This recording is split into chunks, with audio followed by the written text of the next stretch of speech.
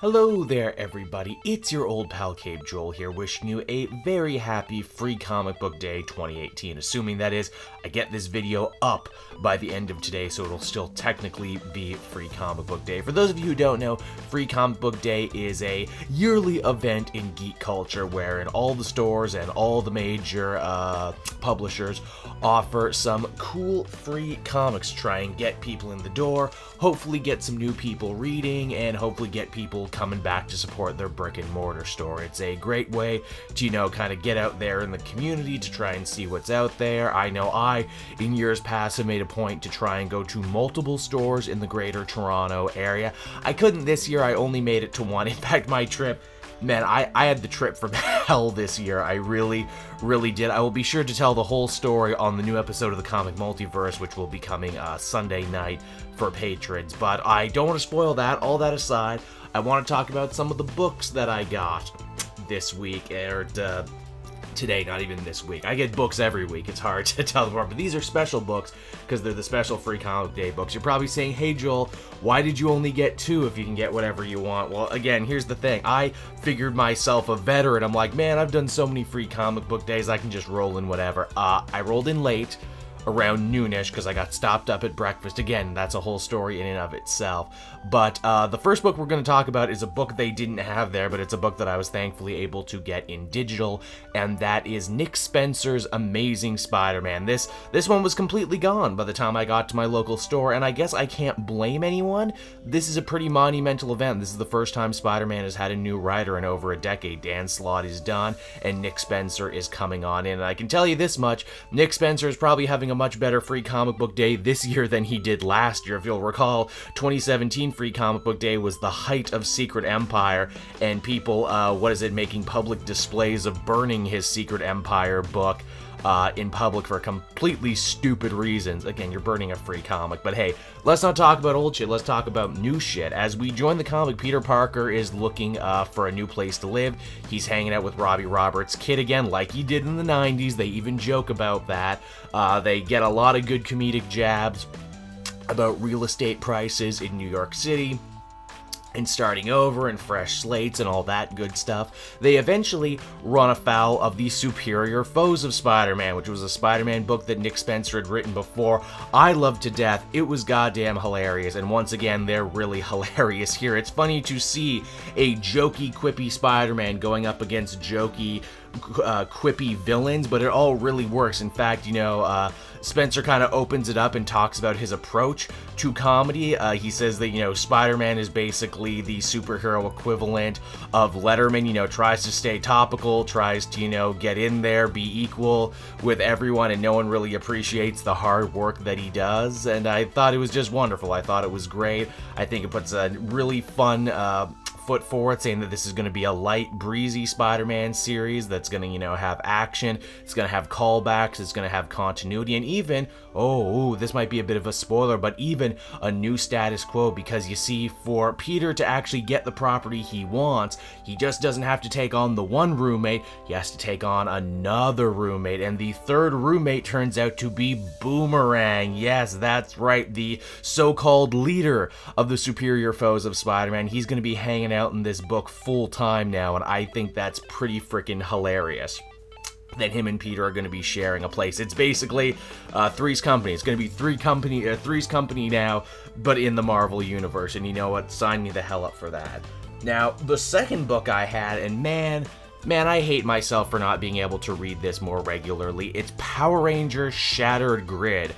Kyle Higgins, real nice guy I have had the chance to interview a couple times. He's writing Power Rangers over at Boom, and this is his epic, this is his magnum opus, this is his major, crazy crossover event that brings together not just the Rangers you know in the main series, but also, you know, generations worth of other Rangers to fight Lord Drakon, which is an evil, alternate, future version of Tommy that Kyle Higgins had created in his day. This book goes to some really interesting places. We learn a little bit more about the morphing grid as a concept. We get to see Zordon, from the head down, which that's new and that's fresh. We never really get to see that. I appreciated getting to see those things. If you love Power Rangers, if you've ever loved Power Rangers, any version of it, any iteration of it, there's definitely something here in Shattered Grid for you. In many ways, this is what I wish the movie had been. This is what I wish updated versions of Power Rangers had been. This is, you know, pure, uncut Colombian fan service for those who love it, for those who appreciate, for those who pay attention. But moreover than that, Kyle Higgins, you know, he evolves the material, he elevates it, and he makes Power Rangers as cool and as deep and as interesting as I thought it was when I was a kid. But this is solid. This is good stuff. I think you'll enjoy that. Now, the next comic I had, Marvel was just killing it this year for Free Comic Book Day. There's no doubt about it. They were just firing on all cylinders. This one's a twofer, is what this one is. This is Jason Aaron's Avengers, issue number 1. The official issue number 1 had dropped this week. And this is kind of a prelude to that story. We get to see Black Panther, of all people, King T'Challa, go and have a meeting with Odin. And T'Challa is basically like, well, why is the King of Asgard calling for me? We've never met before. We don't have any history. But they do. Odin knew the original Black Panther back when they were all on the Avengers 10 million BC. And Odin wants to try and warn Black Panther about the coming of the Dark Celestials and the final host. But more importantly than that, we're reminded that, oh yeah, Loki is actually at the center of this story too. He was screwing around with the Celestials and the Infinity Stones. He's got his fingers in a lot of pies, that god of mischief. He's up to no good. And Odin basically says, hey, if things go too far, and it looks like it's going to be between saving the world and saving my son, I want you to kill Loki, T'Challa. I know you'll do it. You're actually a king I respect. And that's just super crazy. This is just super nuts. That's crazy time. Jason Aaron, I think he's doing a really good job with Avengers. We're only like an issue and a half in so far, but it's, you know, cool meetings like this and characters, you know, interacting who maybe don't get a chance to interact all the time, that I think really sets that series over the edge. Now, the last thing I got to talk about too was, because this was a twofer, on the back of this comic, you also got a little taste of what Captain America from Ta-Nehisi Coates is going to look like. Now, this, you know, is a book that has a lot of people talking about, because Coates, you know, before he became a comic writer, he was a journalist, and he wrote a lot about, you know, like American affairs and everything. And his Black Panther series, you know, touched on a lot of really cool political themes and everything. And I was wondering as a fan, what could he bring to Captain America? And the answer is a lot. This is a short story told almost entirely through a mysterious narrator who, their identity is never revealed, but they seem to be setting them up as this brand new villain. They are a Russian expatriate with a bone to pick with America. Captain America enters the story trying to break up a major riot between neo-Hydraists and, oh god, what's a good way to describe the second group?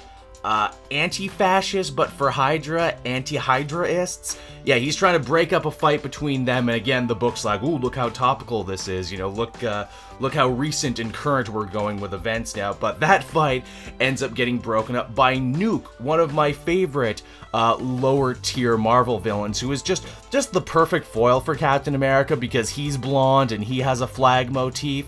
They also seem to be tying this into with what was going on in Weapon X and the Nuke Corps, because Nuke isn't just one guy anymore. There's a bunch of Nuke clones, and Cap has to go up against the Nuke clones in the final page.